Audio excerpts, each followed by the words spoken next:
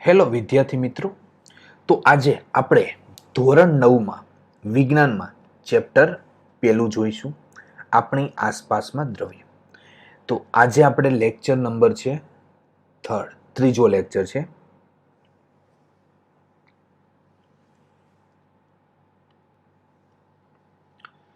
હવે પહેલા બે લેક્ચરમાં લેક્ચર નંબર 1 અને લેક્ચર નંબર 2 જેમાં આપણે પદાર્થ છે એ કણ સ્વરૂપે છે એના વિશે આપણે બધો અભ્યાસ કરી લીધો છે. હવે આ લેક્ચરમાં આપણે જોઈએ શું દ્રવ્ય પોતાની અવસ્થાને બદલી શકે છે? શું દ્રવ્ય છે એ પોતાની અવસ્થા બદલી શકે છે એવો પ્રશ્ન પૂછ્યો. દ્રવ્ય એની અવસ્થા બદલી શકે છે? તો અહીંયા આપણે એક અવલોકન લેવાનું છે. પાણી છે એ ત્રણેય અવસ્થા ધરાવે છે. કઈ કઈ અવસ્થા ધરાવે છે? તો એક તો ઘન અવસ્થા ધરાવે છે, બીજું પ્રવાહી અવસ્થા ધરાવે છે ને ત્રીજું વાયુ અવસ્થા ધરાવે છે. પાણીનું ઘન સ્વરૂપ એટલે શું આવે? બરફ. પાણી છે એનું પ્રવાહી સ્વરૂપ એટલે શું? પાણી જ કહેવાય. અને વાયુ સ્વરૂપ પાણીનું એટલે કે પાણીની બાષ્પ વરાળ. તો અહીંયા જો આપને આ પાણી છે બરફ સ્વરૂપે છે એટલે કે ઘન સ્વરૂપ છે, આ બરફ છે, આ પાણી છે જે લિક્વિડ એટલે કે પ્રવાહી સ્વરૂપે છે ને આ બાષ્પ સ્વરૂપે છે. તો અહીંયા તમે જોઈ શકો છો ઘન સ્વરૂપ છે એમાં જો તો પાર્ટિકલ્સ છે એકબીજા સાથે જોડાયેલા છે. પ્રવાહી સ્વરૂપમાં જો અહીંયા પાર્ટિકલ એકબીજા સાથે એટલે કણો એકબીજા સાથે જોડાયેલા છે ને આમ છૂટા છૂટા છે. ને અહીંયા જો બધા જ કણો છે એ કેવી મુક્ત સ્વરૂપે છે, મુક્ત સ્વરૂપે અને અસ્ત વ્યસ્ત ગતિ કરે છે. ને અહીં દ્રવ્ય પોતાની અવસ્થા બદલી શકે? હા, બદલી શકે. બરફ છે એ શું થાય? પાણી થાય, બરફનું પાણી થાય છે. જો બરફને અહીંયા વાતાવરણમાં મૂકી દેવામાં આવે તો અમુક સમય પછી કેવું બની જાય છે? પાણી બની જાય છે. અને તે જ પાણીને જો પાછું ગરમ કરવામાં આવે તો એમાં એની બાષ્પ બની જાય છે. એટલે કહી શકાય કે દ્રવ્ય પોતાની અવસ્થા બદલી શકે છે. અહીં આપણે એક પ્રયોગ કરીશું. પ્રયોગ દ્વારા સમજીશું તાપમાનના ફેરફારની અસર. તાપમાનના ફેરફારની અસર એટલે તાપમાન વધે ઘટે એમાં શું શું ફેરફાર થાય? તો પ્રયોગ નંબર છે 12. એક બીકરમાં 150 ગ્રામ બરફના ટુકડા લઈ આકૃતિમાં દર્શાવ્યા મુજબ પ્રયોગશાળામાં વપરાતું થર્મોમીટર એવી રીતે ગોઠવવાનું છે કે જેથી થર્મોમીટરનો બલ્બ બરફના ટુકડાના સંપર્કમાં રહે. તો અહીંયા જો એક બીકર છે એમાં આપણે શું લીધું છે? બરફ લીધેલો છે. એને લોખંડના સ્ટેન્ડની મદદથી ગોઠવેલું છે. અહીંયા થર્મોમીટર રાખેલું છે ને થર્મોમીટરનું આ બલ્બ છે ને બલ્બ એ બરફના સંપર્કમાં રહેવો જોઈએ. કોના? બરફના સંપર્કમાં રહે તે રીતના આપણે ગોઠવવાનું છે. અહીંયા શું છે? કાચનો સળિયો છે. હવે અહીંયા જુઓ, આપણે પેલા પહેલી આકૃતિ સમજીએ. હવે અહીંયા નીચે બર્નર આપેલું છે. હવે તમે બર્નરની મદદથી આ બીકરને ગરમ કરશો એટલે બીકર શું મેળવશે? ઉષ્મા મેળવશે. ઉષ્મા મેળવે એટલે બીકર ગરમ થશે. ગરમ થશે એટલે શું થશે? આ બરફ છે એ શું થશે? પીગળવાનું સ્ટાર્ટ થશે. અને એ પીગર છે ને કયા સ્વરૂપે આવી જશે? પ્રવાહી સ્વરૂપમાં. એટલે બરફનું શું થશે? પાણીમાં રૂપાંતર થઈ જશે.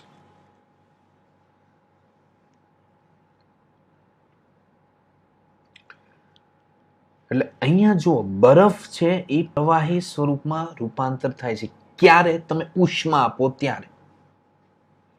તે જ રીતે અહીંયા બીજો આપણે પ્રયોગ કરેલો છે. સ્ટેન્ડ રાખેલું છે. અહીંયા આપણે શું ભરેલું છે? પાણી ભરેલું છે બીકરમાં.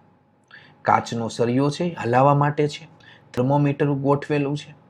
હવે અહીંયા ઉષ્મા આપવામાં આવે છે એટલે બીકર ગરમ થાય છે. ગરમ થાય છે એટલે શું થાય? આ પાણી છે ને કયા સ્વરૂપમાં રૂપાંતર થશે? બાષ્પના સ્વરૂપમાં શું થશે? રૂપાંતર. તો અહીંયા આપણે જોયું આ જે આકૃતિ એ છે એમાં શું જોયું? બરફનું શેમાં રૂપાંતર થાય છે? પાણીમાં. અને આ બીજી આકૃતિમાં પાણીનું બાષ્પમાં રૂપાંતર થાય છે.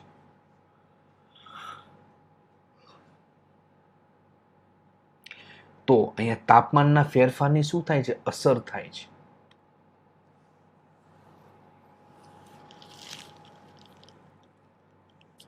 તો આ આખી પદ્ધતિ આપેલી છે કે ધીમા તાપે બીકરને ગરમ કરવાનું શરૂ કરો. જ્યારે બરફ પીગળવા માંડે ત્યાં તાપમાન નોંધી લો. જ્યારે બરફ સંપૂર્ણ રીતે પ્રવાહી સ્વરૂપમાં રૂપાંતરિત થઈ જાય ત્યારે ફરીવાર એનું તાપમાન નોંધી લો. ઘન અવસ્થામાંથી પ્રવાહી અવસ્થામાં થતા રૂપાંતર માટે તમારું અવલોકન નોંધો. હવે બીકરમાં કાચનો સળિયો આપ્યો છે તો એ રાખીને એ સળિયા દ્વારા શું હલાવતા જાઓ અને પાણી ઉકળે ત્યાં સુધી ગરમ કરો. હવે મોટા ભાગનું પાણી બાષ્પ ભણી જાય ત્યારે થર્મોમીટરનું તાપમાન પર નજર નાખો. તો અહીંયા પાણીની પ્રવાહી અવસ્થામાંથી વાયુ અવસ્થામાં થતા રૂપાંતર માટે તમારે શું અવલોકનો નોંધવાના છે? એટલે કે તાપમાન નોંધતું જવાનું છે, નોંધ કરવાની છે.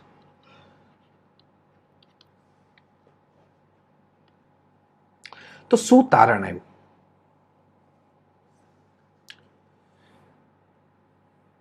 કે ઘન પદાર્થ છે એ પ્રવાહીમાં રૂપાંતર થાય છે અને પ્રવાહી છે એ બાષ્પમાં. બસ એવી કઈ પ્રક્રિયા થાય છે ઘન પદાર્થમાં? તો ઘન પદાર્થનું તાપમાન વધારતા તેના કણોની ગતિ ઉર્જા વધે છે. ને ગતિ ઉર્જામાં વધારો થવાથી શું થાય? કણ વધુ ઝડપથી કંપન કરવા લાગે.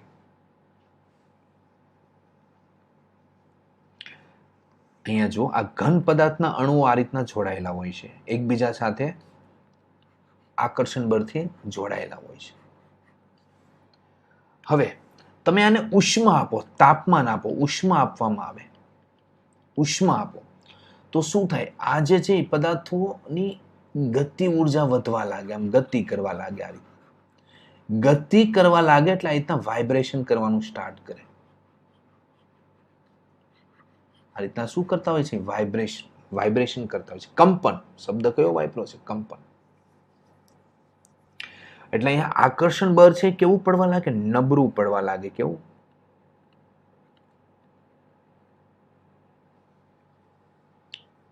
એટલે નબળું પડી જાય અને તૂટી જાય. તૂટી જાય એટલે કણ શું કરે? પોતાની રીતે સ્વતંત્ર રીતે ગતિ કરવા લાગે.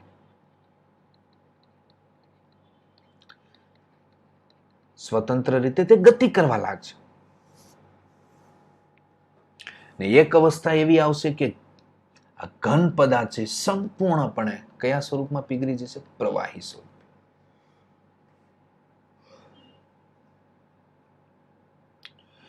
તો જે તાપમાને ઘન પદાર્થ છે પ્રવાહી સ્વરૂપમાં ફેરવાઈ જાય તો તે તાપમાનને વાતાવરણના દબાણની નીચે તે ઘન પદાર્થનું શું કહેવામાં આવે છે? ગલન બિંદુ, મેલ્ટિંગ પોઈન્ટ. એટલે તમને પ્રશ્ન પૂછાય કે ગલન બિંદુ એટલે શું? પ્રશ્ન પૂછાય ગલન બિંદુ એટલે શું? તો જે તાપમાને વાતાવરણીય દબાણ હેઠળ ઘન પદાર્થ પીગળીને પ્રવાહી સ્વરૂપમાં રૂપાંતરિત થઈ જાય છે તે તાપમાનને તે ઘન પદાર્થનું ગલન બિંદુ કહેવામાં આવે છે. તો બરફ છે એ કયા તાપમાને પ્રવાહી સ્વરૂપમાં ફેરવાય?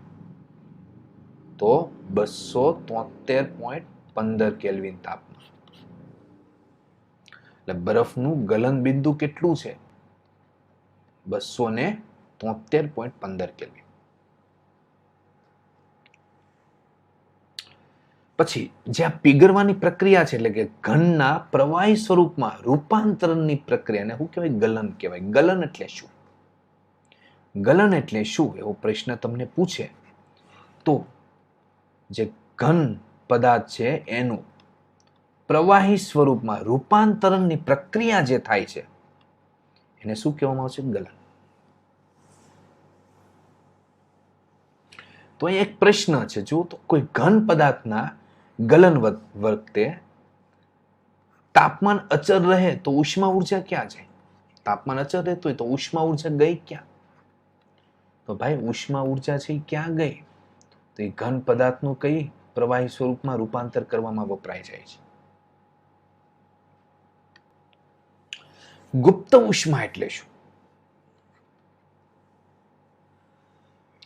તો ગલન પ્રયોગની પ્રક્રિયા દરમિયાન તમે એવું પણ અવલોકન કર્યું કે ગલન બિંદુ સુધી પહોંચ્યા બાદ જ્યાં સુધી સંપૂર્ણ બરફ પીગળી ન જાય ત્યાં સુધી તાપમાન બદલાતું નથી. બીકરને ગરમી આપવા છતાં પણ તાપમાન અચળ રહે છે.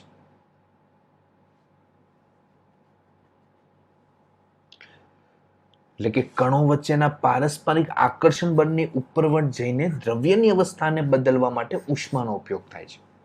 જો હું તમને આ ધારો કે આ એક બરફ છે, સમજી લો બરફ. આ આપણું એક બીકર છે, સમજાઈ ગયું? બીકર. આ બરફ છે. હવે તમે એને ઉષ્મા ઉર્જા આપો છો બહારથી. આ ઉષ્મા ઉર્જા આપી. હવે થશે કેવું કે બરફ છે ને એ ધીમે ધીમે પીગળવાનું સ્ટાર્ટ થશે. હવે તમે અહીંયા તાપમાન માપશો તો એ કેવું રહેશે? તાપમાન અચળ. તાપમાન અચળ રહેશે. ઉષ્મા તો અહીંયા મળે છે, ઉષ્મા ઉર્જા તો મળતી જ જાય છે, છતાં પણ તાપમાન અચળ રહે છે. એનું શું કારણ? તો બધી જ ઉષ્મા ઉર્જા છે ને એ બરફને પીગળવામાં વપરાઈ જાય છે. શેમાં વપરાઈ જાય છે? આ બધી ઉષ્મા ક્યાં વપરાઈ જાય છે? બરફને પીગાળવામાં. એટલે કે બરફની અવસ્થા બદલાઈ જાય છે. બરફની અવસ્થા બદલવામાં ઉષ્મા વપરાય છે. એટલે જો આનું તમે તાપમાન માપશો ને એટલે કે તમને પાણી છે કેવું લાગશે? ઠંડુ જ લાગશે. તમે જોજો, આ પ્રયોગ કરજો ઘરે. બરફ લેજો, જ્યાં સુધી એક પાત્રમાં બરફ લેજો, જ્યાં સુધી પાણી સંપૂર્ણ એટલે કે જ્યાં સુધી બરફ સંપૂર્ણ પીગળી ન જાય ત્યાં સુધી પાણી જોજો ઠંડુ ઠંડુ રહેશે, ગરમ નહીં થાય.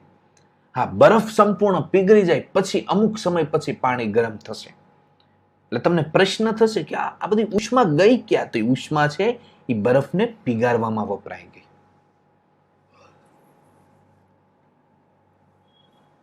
તો બરફની અવસ્થા બદલવામાં જે ઉષ્મા વપરાય ને એને આપણે નામ આપ્યું ગુપ્ત ઉષ્મા.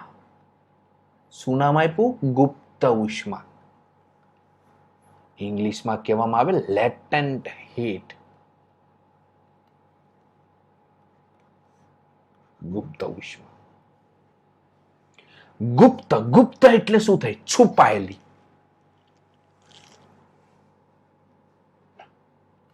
છુપાયેલી ઉષ્મા. એટલે તમને એવું લાગે કે આપણે તો ઉષ્મા તો દઈએ છીએ પણ કે પાણી કેમ ઠંડુ ને ઠંડુ રહે છે? એનું શું કારણ? તો મિત્રો એનું કારણ કંઈ નથી. એ બધી ઉષ્મા છે બરફને પીગાળવામાં વપરાય છે. એટલે પાણી જો ઠંડુ ને ઠંડુ રહે છે. હા, બરફ પીગળી ગયો ને પછી અમુક સમય પછી જો પાણી ગરમ થવાનું સ્ટાર્ટ થશે.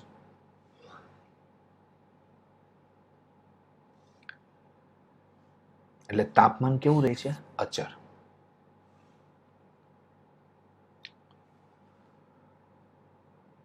તો અહીંયા આપણે જોઈએ ગુપ્ત ઉષ્મા એટલે શું.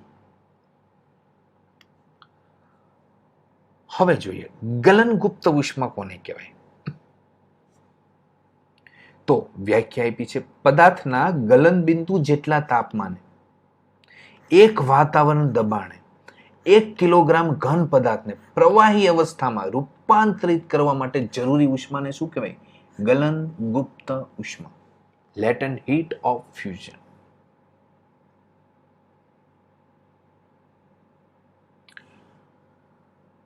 એટલે કે આ પદાર્થ છે એનું ગલન બિંદુ કેટલું છે? ધારો કે 273.15 કેલ્વિન છે. દબાણ કેટલું છે? તો 1 વાતાવરણ દબાણે 1 કિલોગ્રામ ઘન પદાર્થને કયા અવસ્થામાં? પ્રવાહી અવસ્થામાં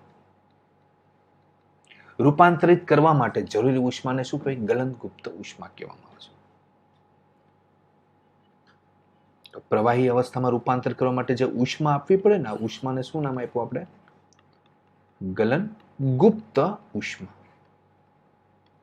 જેમ કે 0 ડિગ્રી સેલ્સિયસ તાપમાને પાણીના કણોની ઉર્જા તે જ તાપમાને બરફના કણોની ઉર્જા કરતા કેવી હોય છે? વધારે હોય છે. જો 0 ડિગ્રી સેલ્સિયસ છે એનું આપણે શેમાં રૂપાંતર કરેલું છે? કેલ્વિનમાં. 273 કેલ્વિન થાય.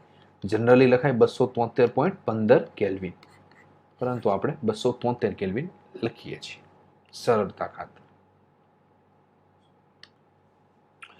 ઉત્કલન બિંદુ એટલે શું?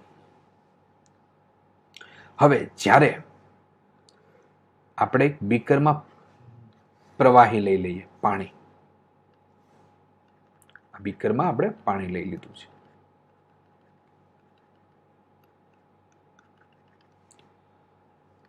હવે આ પાણીને આપણે શું કરીએ છીએ? ગરમ કરીએ છીએ, એટલે અહીંયા ઉષ્મા આપીએ છીએ.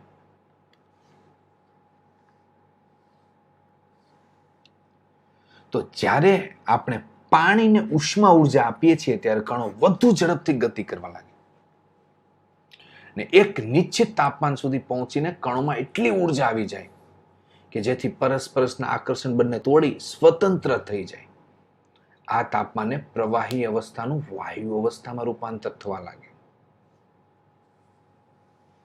તો એક વાતાવરણ દબાણે જે તાપમાને પ્રવાહી ઉકળવા લાગે તે તાપમાને પ્રવાહીનું શું કહેવામાં આવે છે? ઉત્કલન બિંદુ કહેવામાં આવે છે. અહીંયા જો પાણીના આવા અણુ હોય છે જે એકબીજા સાથે આમ જોડાયેલા હોય છે, સમજો. હવે તમે તાપમાન આપવામાં આવે તો આ જે અણુઓ છે એ કેવા પડી જાય? છૂટા પડી જાય. આ રીતના શું કરવા લાગે? સ્વતંત્ર ગતિ કરવા લાગે. તો જે તાપમાને પ્રવાહી ઉકળવા લાગે છે એ તાપમાનને શું કહેવામાં આવે છે? આપણે તે પ્રવાહીનું ઉત્કલન બિંદુ.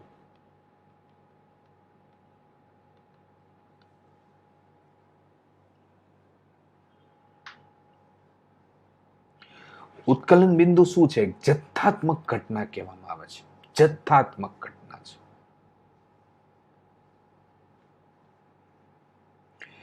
પ્રવાહીના તમામ કણો એટલી ઉર્જા પ્રાપ્ત કરી લે છે કે જેથી તે તમામ બાષ્પ અવસ્થામાં રૂપાંતરિત થઈ જાય છે, બાષ્પ અવસ્થામાં. તો પાણી માટે આ તાપમાન કેટલું હોય છે? 373 કેલ્વિન, એટલે કે 100 ડિગ્રી સેલ્સિયસ. 100 ડિગ્રી સેલ્સિયસે પ્રવાહી છે એ શેમાં રૂપાંતર થઈ જાય? બાષ્પમાં. કેટલા તાપમાને? 100 ડિગ્રી સેલ્સિયસ પાસે. તો પાણીનું શું કહેવામાં આવે છે? ઉત્કલન બિંદુ. ઉત્કલન બિંદુ કહેવાય છે. બાષ્પીભવન ગુપ્ત ઉષ્મા એટલે શું? તો 100 ડિગ્રી સેલ્સિયસ તાપમાને ખાલી શું થાય? પાણી છે એનું બાષ્પમાં જ રૂપાંતર થાય છે. 100 ડિગ્રી સેલ્સિયસે પાણી છે એ શું થાય? બાષ્પમાં જ રૂપાંતર થયા રાખે છે. તો અહીંયા 100 ડિગ્રી સેલ્સિયસ તાપમાને પાણીની બાષ્પના કણોમાં તે જ તાપમાને પાણીના કણો કરતા વધુ ઉર્જા હોય છે. એટલે કે વરાળના કણોએ બાષ્પીભવન ગુપ્ત ઉષ્માના રૂપમાં વધારાની ઉર્જા શું કરી લે છે? શોષી લે છે. જેને આપણે શું કહેવામાં આવે છે? બાષ્પીભવન ગુપ્ત ઉષ્મા.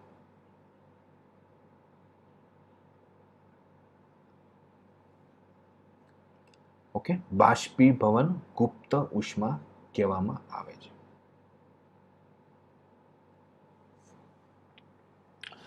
એટલે જો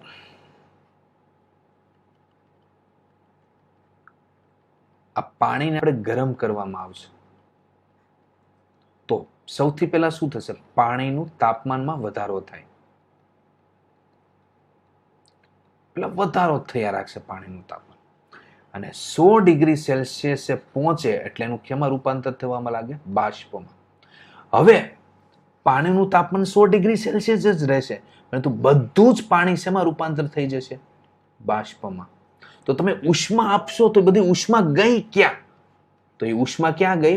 પાણી છે એનું બાષ્પમાં રૂપાંતર કરવામાં વપરાઈ ગઈ. ક્યાં ગઈ? પાણીનું બાષ્પમાં રૂપાંતર કરવામાં વપરાઈ ગઈ. તો એ બધી ઉષ્માને શું નામ આપ્યું આપણે? બાષ્પીભવન ગુપ્ત ઉષ્મા નામ આપ્યું.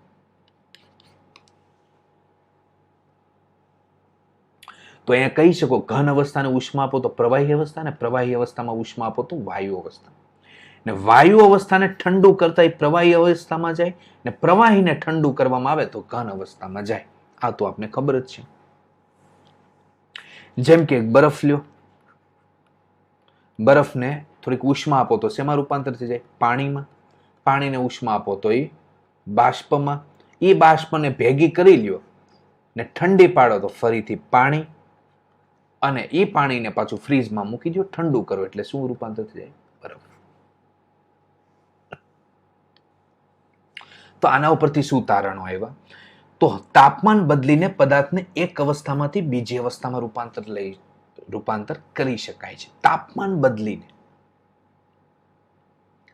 પાણીને ગરમ કરો તો શું થઈ જાય? બાષ્પ. ઓટોમેટિક થઈ જાય? નહીં. શું આપવામાં આવે? ઉષ્મા. એટલે કે તાપમાન બદલવામાં આવે. એટલે આપણે કહી શકાય એવું તારણ આવ્યું કે તાપમાન બદલીએ તો પાણી છે એનું બાષ્પમાં અને બરફ છે એનું પ્રવાહીમાં. એટલે જો તમે આઈસ્ક્રીમ ખાતા હોય, ખાધું છે ને આઈસ્ક્રીમ, આઈસ્ક્રીમ તમે ખાતા હોય 10 મિનિટ પછી ખાવ તો શું થાય? આઈસ્ક્રીમ પાણી સ્વરૂપે રૂપાંતર થઈ જાય, પ્રવાહી સ્વરૂપમાં રૂપાંતર થાય. પછી તમે એવું નહીં કહેતા કે સાહેબ આઈસ્ક્રીમ છે એનું બાષ્પમાં રૂપાંતર કેમ ન થાય? ભાઈ આપણું વાતાવરણ રૂમ ટેમ્પરેચર હોય છે, એટલે કે 30 થી 35 ડિગ્રી જેવું તાપમાન હોય, 25, 30 કે 35 ની એવરેજ પ્રમાણે તાપમાન હોય છે. તો એમાં કઈ પ્રવાહી બાષ્પમાં રૂપાંતર ન થાય.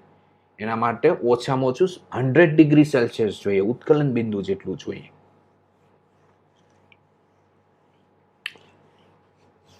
એટલે અહીંયા શીખવા એ મળે કે તાપમાન બદલાય તો પદાર્થની અવસ્થા બદલાય. હવે પદાર્થને ગરમ કરતા તેની અવસ્થા પણ બદલાય છે. ગરમ કરવાથી પદાર્થ ઘનમાંથી પ્રવાહી અને પ્રવાહીમાંથી વાયુમાં રૂપાંતર થઈ જાય. પરંતુ મિત્રો કેટલાક પદાર્થો એવા છે, કેટલાક એવા પદાર્થો પણ છે કે જે પ્રવાહી અવસ્થામાં રૂપાંતરિત થયા વિના ગરમી મળતા ઘન અવસ્થામાંથી સીધા જ વાયુ અવસ્થામાં અને ઠંડા પડતા પાછા ઘન અવસ્થામાં રૂપાંતરિત થાય છે. છે ને અજીબ વાત? શું ઘનમાંથી ડાયરેક્ટ શેમાં રૂપાંતર થઈ જાય છે? વાયુ. અને વાયુમાંથી તરત જ ઘન. પ્રવાહી સ્વરૂપમાં તે રૂપાંતરિત નથી થતા. તો જોઈએ એવા કયા પદાર્થો છે જે ઘનમાંથી સીધા વાયુમાં રૂપાંતરિત થઈ જાય છે? તો અહીંયા આપણે એક પ્રયોગ કરી લઈએ. થોડું કપૂર અથવા એમોનિયમ ક્લોરાઇડ લો, એટલે કે નવસાર. તેનો બારીક ભૂકો કરી તેને ચાઇના ડીશમાં મૂકો, રકાબીમાં મૂકી દો. હવે એક કાચની ગળણી ઊંધી કરીને આ વાસણ પર મૂકી દો. આ ગળણી જો ઊંધી કરીને વાસણ પર મૂકી દીધું. હવે ગળણીને છેડે શું છે કે રૂનું પૂમડું મૂકી દો. હવે ધીરે ધીરે ગરમ કરો અને ધ્યાનથી અવલોકન કરો તો ઉપરની પ્રવૃત્તિ દ્વારા તમે કયા તારણો કાઢ્યા છે? તારણો શું નીકળે છે તમને આ પ્રયોગ કરો તો પ્રવાહી અવસ્થામાં રૂપાંતરિત થયા વિના ઘન અવસ્થામાંથી સીધે સીધું વાયુ અવસ્થામાં રૂપાંતરિત થઈ જાય છે. આજે કપૂર લીધું ને આપણે, એ તો ઘન અવસ્થામાં હતું ને, તો તરત જ કઈ અવસ્થામાં રૂપાંતર થઈ ગયું? વાયુ.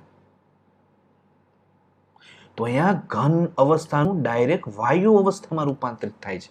તો આવી પ્રક્રિયાને શું કહેવાય? ઉદ્ધ્વપાતન કહેવામાં આવે છે. શું નામ આપ્યું આપણે? ઉદ્ધ્વપાતન.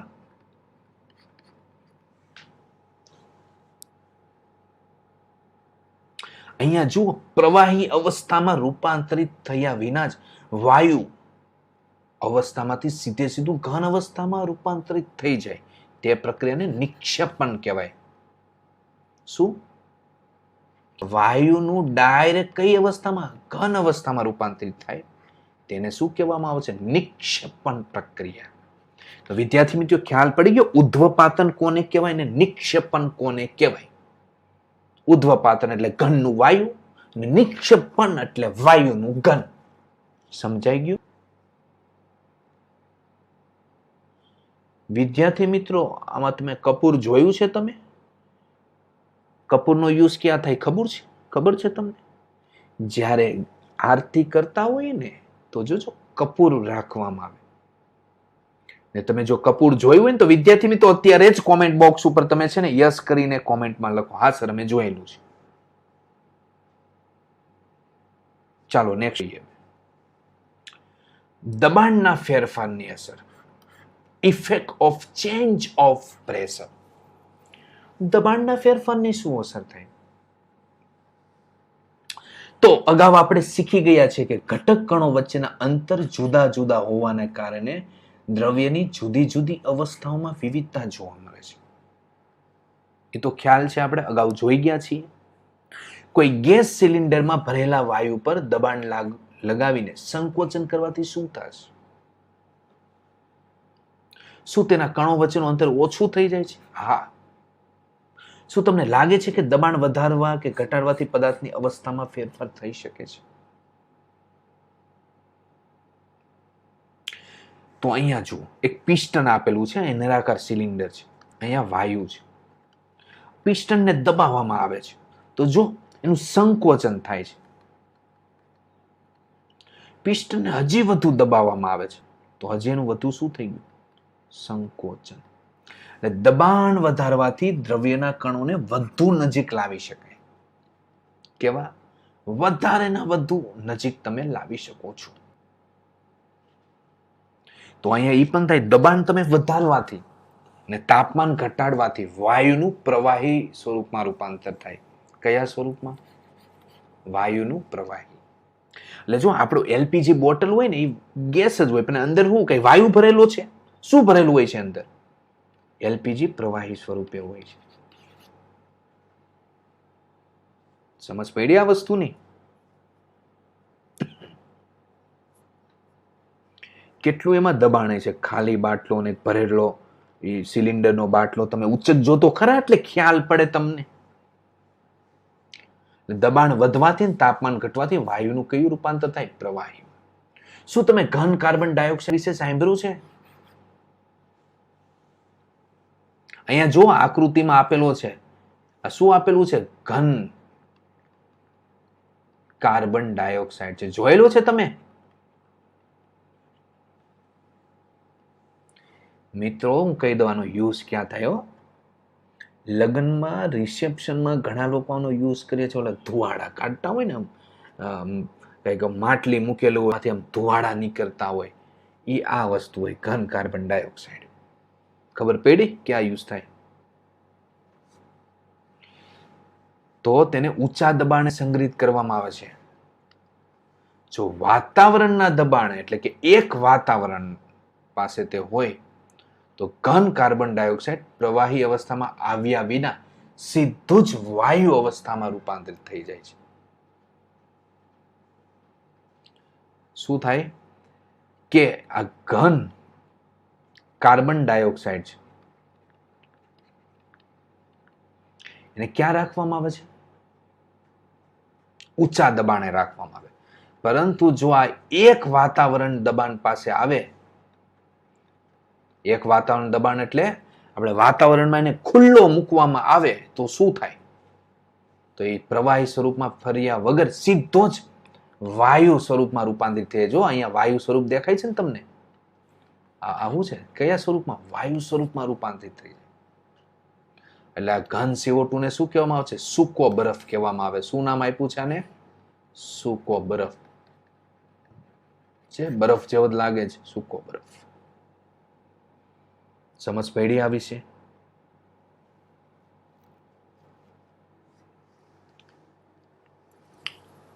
તો વિદ્યાર્થી આનો યુઝ તમે ઘણી મૂવીમાં તમે જોયેલું હોય છે કે આ રીતના ધુવાડા આવા નીકળતા હોય. હકીકતમાં એ લોકો શું ઘન કાર્બન ડાયોક્સાઇડનો યુઝ કરતા હોય છે. એને તમે ખુલ્લો મૂકી દો ને તો આની જેમ શું થાય? વાયુ સ્વરૂપે ફેરવાય છે. લો આપને એમ લાગે ઓહો આ તો જો ધુવાડા જેવું નીકળે છે. એનું રીઝન આ હોય છે. જાણવા જેવું છે કે જાણી લઈએ શું છે. વાયુનું દબાણ માપવા માટેનો એકમ વાતાવરણ છે. વાયુનું આપણે દબાણ માપવું હોય ને એનો એકમ એક શું છે? વાતાવરણ. એ પણ છે. પછી એસઆઈ એકમ શું કહે? પાસ્કલ. પાસ્કલ છે એ પાસ્કલ નામના વૈજ્ઞાનિકોના નામ ઉપરથી પાડેલો છે. દબાણ છે એ પાસ્કલ નામના વૈજ્ઞાનિકે શોધેલું હતું, તેના નામ ઉપરથી પાસ્કલ નામ પડ્યું. એક એટમોસ્ફિયર એટલે કેટલો આ પાસ્કલ? તો 1.01 × 10⁵ પાસ્કલ. તો વાતાવરણમાં જે હવાના દબાણને વાતાવરણીય દબાણ કહેવામાં આવે છે. એટલે તમને યાદ કહું, આપણે વાતાવરણમાં છીએ, આપણે ઊભા છીએ તો આપણે ઉપર વાતાવરણ હોય છે અમુક કિલોમીટર લગી. એટલે આપણા માથા ઉપર વાતાવરણનું પણ દબાણ લાગતું હોય છે. સમજાઈ ગયું? બીજી વસ્તુ, દરિયાની સપાટી પર વાતાવરણીય દબાણ એક વાતાવરણ છે, જેને શું કહેવામાં આવે છે? વાતાવરણીય દબાણ. આ તમે અગાઉના ધોરણમાં ભણી ગયા છે કે વાતાવરણ દબાણ શું છે અને કોને કહેવાય.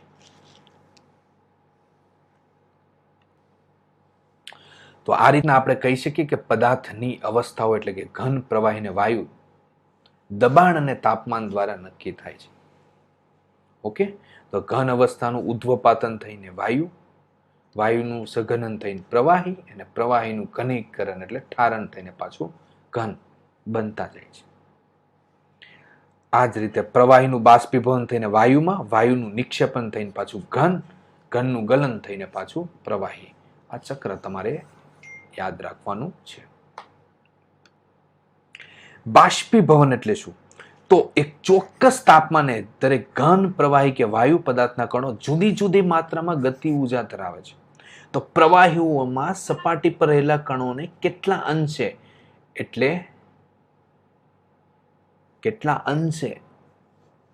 એટલી વધુ ગતિજ ઉર્જા હોય છે કે તે બીજા કણોના આકર્ષણ બળથી મુક્ત થઈ જાય છે. એટલે કે ઉત્કલન બિંદુથી ઓછા તાપમાને પ્રવાહીનું બાષ્પમાં રૂપાંતર થવાની ક્રિયાને શું કહેવામાં આવે છે? બાષ્પીભવન. ઉત્કલન બિંદુથી ઓછા તાપમાને પ્રવાહીનું બાષ્પમાં રૂપાંતર થવાની ક્રિયાને શું નામ આપ્યું આપણે? બાષ્પીભવન.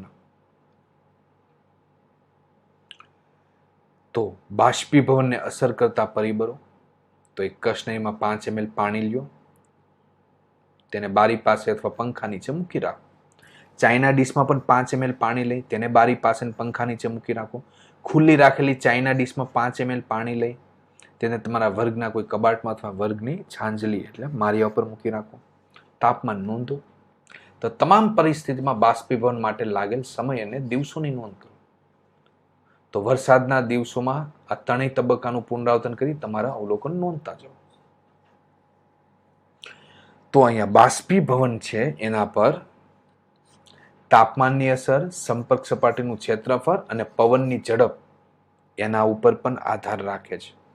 એટલે જો તમે કપડાં સૂકવો ને, તમે અગાસી ઉપર ભીના કપડાં સૂકવતા છો તો અમુક સમય પછી 3-4 કલાક પછી શું થાય? સૂકા થઈ જાય. તો એમાંથી પાણી ગયું ક્યાં? તો સૂર્યપ્રકાશને લીધે એ પાણીનું શું થઈ ગયું? બાષ્પીભવન થઈ ગયું. પણ ચોમાસાની ઋતુમાં તમને ખ્યાલ હોય તો કપડાં જલ્દી સુકાતા નથી. એનું શું કારણ? કારણ કે બાષ્પીભવનનો દર એમાં ધીમો ધીમો થાય છે, એટલે કપડાં ઝડપથી નથી સુકાતા. ઉનાળામાં તમારે 3-4 કલાક સુધી કપડાં રાખો એટલે સુકાઈ જાય, પણ ચોમાસામાં આખો દિવસ રાખવા પડે તોય સુકાતા નથી. એનું કારણ આ છે.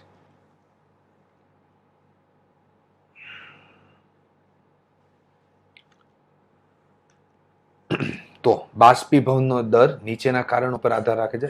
એક તો સપાટીનું ક્ષેત્રફળ. જેમ સપાટીનું ક્ષેત્રફળ વધારે એમ બાષ્પીભવન કેવું થાય છે? વધે છે. તાપમાનનો વધારો. જેમ તાપમાન વધે એમ બાષ્પીભવન કેવું થાય? વધુ થાય. એ તમને ખ્યાલ છે, ચોમાસા કરતા ઉનાળામાં ઝડપથી કપડાં સુકાય. એનું કારણ આ છે. ભેજની માત્રામાં ઘટાડો થવો. તો હવામાં રહેલી પાણીની બાષ્પની માત્રાને ભેજ કહેવામાં આવે છે. શું? હવામાં રહેલી પાણીની જે બાષ્પ છે ને, આ બાષ્પ, એની માત્રાને શું કહેવામાં આવે છે? ભેજ.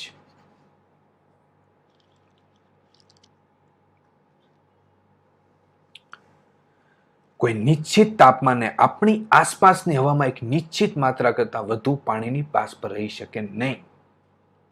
જ્યારે હવામાં પાણીના કણોની માત્રા પહેલેથી જ વધુ હશે તો બાષ્પીભવનનો દર શું થાય? ઘટી જાય. એટલે ભેજવાળું વાતાવરણ હોય તો બાષ્પીભવનનો દર શું થઈ જશે? ઘટી જશે.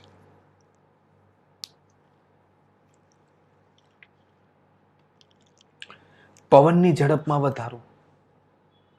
વધુ પડતા પવનમાં પણ કપડાં ઝડપથી સુકાઈ જાય છે. કારણ કે વધુ પડતા પવનને લીધે શું થાય? પાણીની બાષ્પના કણો પવનની સાથે ઉડી જાય, જેથી આસપાસની પાણીની બાષ્પની માત્રામાં શું થઈ જાય છે? ઘટાડો. આ તમે કપડાં સુકવવા હોય તો આજે શું થાય? વધુ પડતા પવન લીધે આ પાણીના જે કણો છે એ શું થાય? ઉડવા લાગે, એટલે આ કપડાં ઝડપથી શું થઈ જાય? સુકાઈ જાય.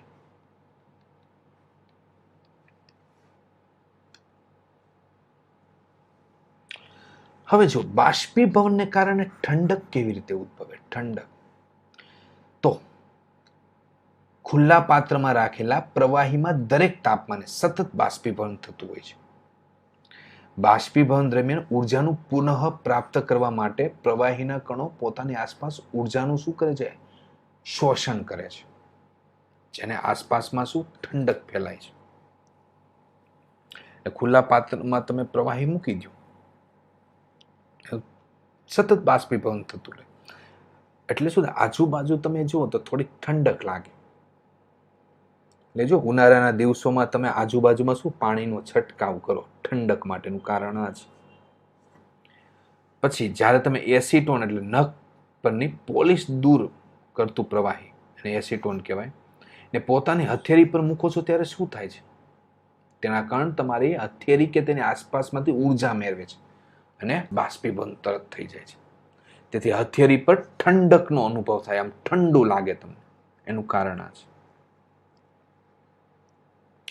પછી ખૂબ ગરમીના દિવસે લોકો પોતાની છત અથવા ખુલ્લી જગ્યા પર પાણી છંટકાવ કરે છે, કારણ કે પાણીની બાષ્પીભવન ગુપ્ત ઉષ્મા ગરમ સપાટીને કેવી બનાવી દે છે? ઠંડી. એટલે તમને કેવું લાગે? ઠંડક લાગે આજુબાજુના વિસ્તારમાં, એટલે પાણીનો શું કરે? છંટકાવ કરે.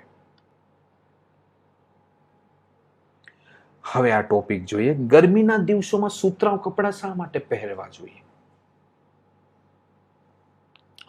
તો શારીરિક પ્રક્રિયાઓને કારણે ઉનાળામાં આપણે વધુ પરસેવો થાય, હા કે ના? જેનાથી આપણે ઠંડક મળે છે. જેમ કે આપણે જાણીએ છીએ કે બાષ્પીભવન દરમિયાન પ્રવાહીની સપાટીના કારણે આપણા શરીર કે આપણી આસપાસથી ઉર્જા મેળવીને બાષ્પમાં ફેરવાય છે. બાષ્પીભવન ગુપ્ત ઉષ્મા જેટલી જ ઉષ્મા ઉર્જાનું આપના શરીરમાંથી શું કરે છે? શોષણ કરે, અને શરીરને શું મેળવે છે? ઠંડક. ને સુતરાઉ કપડામાં પાણીનું પાછું અવશોષણ એટલે કે શોષણ વધુ થાય છે, તેથી આપને થતો પરસેવો તેમાં શું થાય? શોષાઈ જાય, અને વાતાવરણમાં આસાનીથી શું થઈ જાય? બાષ્પીભવન થઈ જાય. આ પરસેવો છે એ કાપડમાં શોષાઈ જાય, અને આનાથી શું થઈ જાય? બાષ્પીભવન થઈ જાય. એટલે આપણે અંદર કેવું લાગે? ઠંડક લાગે. એટલે સુતરાઉ કપડાં આપણે ઉનાળામાં પહેરવા જોઈએ. પછી બરફ જેવા ઠંડા પાણીથી ભરેલા ગ્લાસની બહારની સપાટી પર પાણીના ટીપા દેખાય. જુઓ તો આ પાણીના ટીપા દેખાય છે. શા માટે? આનું શું કારણ? અંદર પાણી ઠંડુ છે, બહાર પાણી ગરમ છે. તો હવામાં રહેલા પાણીની બાષ્પની ઉર્જા ઠંડા પાણીના સંપર્કમાં આવે તો બાષ્પની ઉર્જા કેવી થઈ જાય? ઓછી થઈ જાય. અને તે કઈ અવસ્થામાં રૂપાંતર થઈ જાય? પ્રવાહી અવસ્થામાં. અહીંયા જો અંદર તો ઠંડુ પાણી છે. હવે અહીંયા શું હોય છે? બાષ્પ હોય છે. જો અહીં હું દેખા, આ બાષ્પ છે, આ બધી બાષ્પ છે, સમજી લો. જે કેવી હોય છે? ગરમ હોય છે. તો આ ઠંડા પાણીના સંપર્કમાં આવે એટલે આ જે બાષ્પ હોય ને ગરમ, એ શેમાં રૂપાંતરિત થઈ જાય? પ્રવાહી સ્વરૂપમાં. કયા સ્વરૂપમાં? એટલે અહીંયા બહાર છે ને પાણીના પરપોટા જામી જાય, ટીપા. એનું કારણ આ છે. એટલે તમે ઠંડુ પીણું પીતા હોય ને તો એ જોજો આ વસ્તુ, બહાર પાણીના ટીપા આ રીતના જામી ગયા છે. આવું તમને અવલોકન થયું હોય તો કોમેન્ટ બોક્સમાં લખીને યસ કરીને મોકલાવો. એનું કારણ આ હોય છે, આ ટીપા થવાનું કારણ આ. સમજાઈ ગયું? તો હવે પછી શું? તો હવે પછી કઈ નહીં ભાઈ, સ્વાધ્યાય કરશું આપણે. હવે પછી આપણે સ્વાધ્યાય કરવાનું છે. તો આ ચેપ્ટરના આપણે ટોટલ 3 વિડીયો જોયા. લેક્ચર 1, લેક્ચર નંબર 2 અને લેક્ચર નંબર 3. અને અહીંયા ચેપ્ટર આપણું પૂરું થાય છે. હવે વિદ્યાર્થી મિત્રો, નવા વિડીયોમાં તમને સ્વાધ્યાય પણ મળશે, પણ હવે પછી તમારે કયું ચેપ્ટર ચલાવવું છે એ તમે કોમેન્ટ બોક્સ ઉપર લખીને મોકલાવો, જેથી અમને ખબર પડે. એ ચેપ્ટર અમે તમને તમારા સુધી પહોંચાડીશું.